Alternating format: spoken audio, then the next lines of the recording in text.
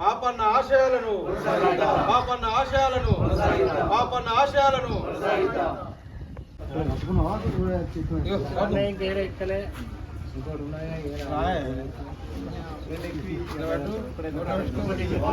ఈరోజు తొలి తెలంగాణ బహుజన వీరుడు సాయుధ పోరాట యోధుడు అయినటువంటి శ్రీ సర్దార్ సర్వై పాపన్న గౌడ్ యొక్క 375వ జయంతి కార్యక్రమాన్ని పెద్దాపూర్ గ్రామ పంచాయతీలో బడుగు బలహీన వర్గాల ఆధ్వర్యంలో గౌడ సంఘాల ఆధ్వర్యంలో ఈరోజు ఘనంగా నిర్వహించి స్వీట్లు పంపిణీ చేసుకోవడం జరిగింది.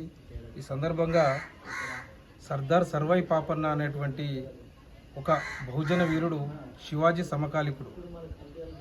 సమకాలికుడు అయినప్పటికీ కూడా ఈరోజు సర్వై పాపన్న యొక్క జయంతిని అధికారికంగా నిర్వహించడానికే ప్రభుత్వాలకు ఇన్ని రోజుల టైం పట్టింది. అదే మహారాష్ట్రలో శివాజీ గారి యొక్క చరిత్రను కానీ శివాజీ గారి యొక్క జీవన విధానాన్ని కానీ ప్రజలకు తెలియజేయడంలో అక్కడ గవర్నమెంట్లు అన్నీ ముందున్నాయి.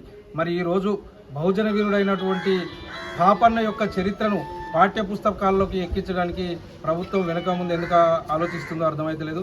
ఈ 2-3 సంవత్సరాల నుంచి ఆయన యొక్క జయంతిని అధికారికంగా ప్రకటించినప్పటికీ కూడా ఈ గవర్నమెంట్లు కింది స్థాయిలో ఉన్నటువంటి ప్రభుత్వ ఆఫీసులకు కానివ్వండి, ప్రభుత్వ కార్యాలయాలకు కానివ్వండి, వాళ్ళు అధికారికంగా ఉత్తర్వులు ఇవ్వట్లేదు. ఏమని అంటే సర్దార్ సర్వై పాపన్న యొక్క జయంతిని మీరు గ్రామ పంచాయతీలలో కానివ్వండి, మండల పరిషత్తులలో కానివ్వండి, మిగతా ప్రభుత్వ సంబంధించినటువంటి కార్యాలయాల్లో అధికారికంగా నిర్వహించాలి అనే సర్క్యులర్ మాత్రము ఈ గవర్నమెంట్లు కావచ్చు, కలెక్టర్లు కావచ్చు, కింది స్థాయి అధికారులకు పాస్ చేయట్లేదు. వీళ్ళు పాస్ చేసినట్లయితే ఈరోజు మేము ప్రజా సంఘాల ఆధ్వర్యంలో, కుల సంఘాల ఆధ్వర్యంలో ఇలా మా బహుజన వీరుడైనటువంటి పాపన్న యొక్క జయంతిని మేము స్వయంగా నిర్వహించుకునేటువంటి అవసరం ఉండదు. మేము కొట్లాడినాము, ఆ ప్రభుత్వాలతోటి కలబడ్డము.